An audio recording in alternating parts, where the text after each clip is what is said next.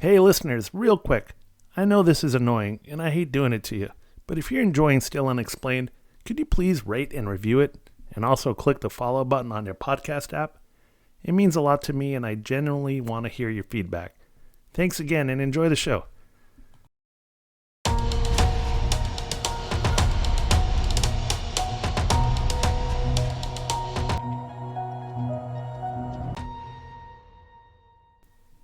Four friends paddled into the Maine wilderness in 1976.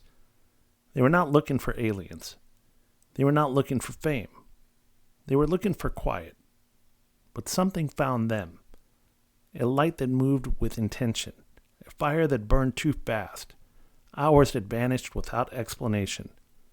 And what followed would become one of the most compelling and controversial alien abduction cases in American history. This is Still Unexplained. Brief explorations of unsolved mysteries. My name is Mark. Tonight we return to the Allagash Wilderness in northern Maine, a place of deep water, thick forest, and vast silence. A place where four young men may have encountered something not of this earth, or something we still do not understand.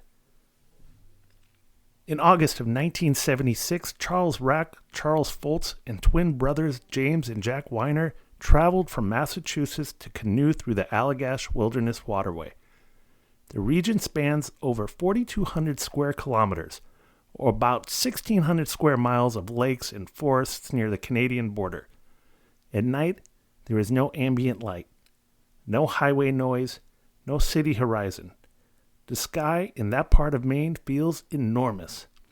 The kind of sky where you can see satellites, meteor showers, and the Milky Way cutting across the darkness. It also has the kind of sky where something unfamiliar would be impossible to ignore. One evening near Eagle Lake, they noticed a bright object in the sky. It was not blinking like an aircraft.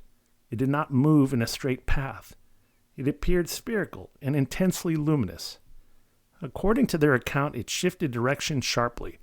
It descended lower. It hovered over the lake. They flashed a light towards it, and the object responded. It moved closer. Not randomly, deliberately. The men later described feeling watched. Then something happened that remained central to the mystery.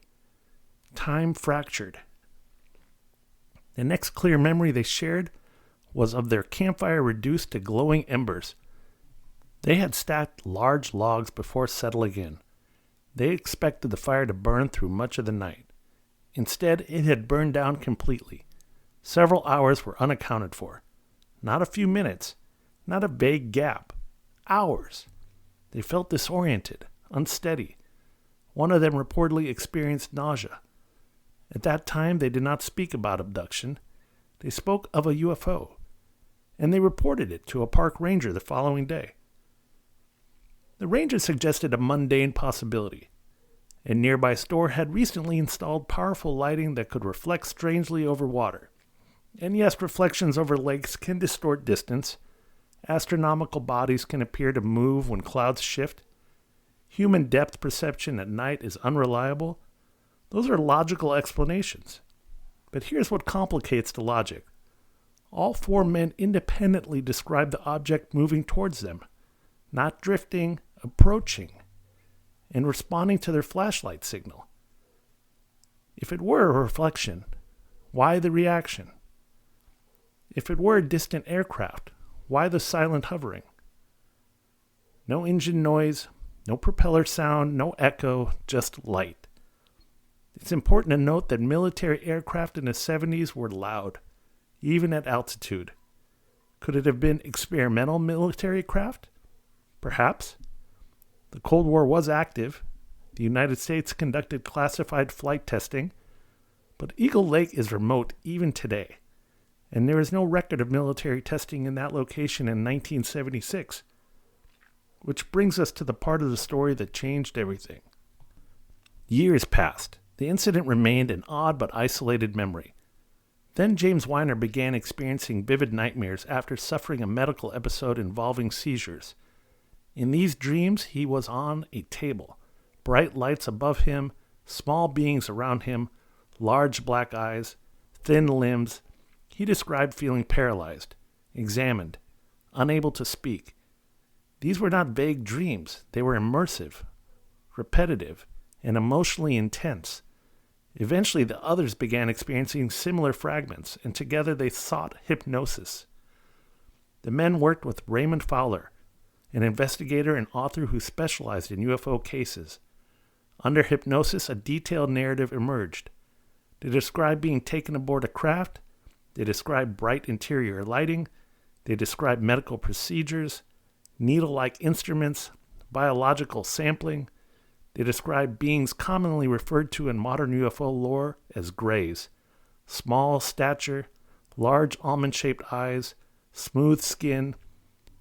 But here's where we must tread carefully. Hypnosis is controversial. It can surface buried memories, but it can also create false ones. Psychological research demonstrates that suggestion during hypnosis can alter recall. But there was something difficult about dismissing 4 separate men reporting similar details, especially when those sessions were conducted individually, especially when the emotional reactions were intense and unscripted. Could they have influenced one another over time? Yes. Memory is reconstructive. But could they have also experienced something genuinely anomalous? Yes. Both possibilities coexist. All 4 men reportedly passed polygraph tests. Polygraphs do not measure truth. They measure stress. But stress responses during retelling suggest sincerity, and sincerity matters. If they fabricated the story, they committed to it for decades, with no consistent financial reward, no blockbuster book deal, no speaking circuit windfall, which leads to an uncomfortable middle ground. What if they believed it? What if something happened that defies easy categorization? In 2016, Charles Rack publicly recanted the abduction portion of the story. He claimed that drug use that night may have distorted perception. He suggested that hypnosis amplified imagination. The remaining 3 men strongly rejected this claim. They denied drug use. They denied fabrication. They insisted the abduction occurred. Now the case becomes even more mysterious. Why recant after 40 years? Memory drift? Personal conflict? Or pressure? When stories fracture decades later, it does not automatically invalidate the original experience. It may reveal the complexity of living with it. Let us lean into the possibility. If extraterrestrial intelligence exists, and statistically the universe suggests it may, would isolated wilderness encounters make sense? Yes. Low population density, minimal radar interference, reduced risk of widespread exposure. The Allagash region in 1976 would have been an ideal testing ground for observation or contact. That does not prove it happened, but it aligns with the pattern seen in other abduction accounts: remote, quiet, minimal witnesses. Now let us remain grounded. Shared anomalous experiences can be shaped by expectation. The 1970s were saturated with UFO narratives. Close Encounters of the Third Kind was released in 1977. Alien imagery was entering mainstream consciousness. Could subconscious cultural imagery influence hypnotic recall? Yes. Could 4 friends bonded by isolation and fear construct a cohesive narrative over time? Absolutely. But here's the part that keeps the case alive. The original sighting occurred before the hypnosis, before the abduction narrative, before any book. Something was seen, something frightened them, the hours were lost. The Allagash abductions are not compelling because they are easily believed. They are compelling because they are not easily dismissed. 4 men entered the Maine wilderness. They saw light behave in ways they could not explain. Time disappeared. Years later, memory filled the silence. Whether that memory represents extraterrestrial contact, subconscious construction, or an intersection of both remains unresolved. But what is certain is this: they experienced something that altered them. The wilderness did not just surround them, it entered them.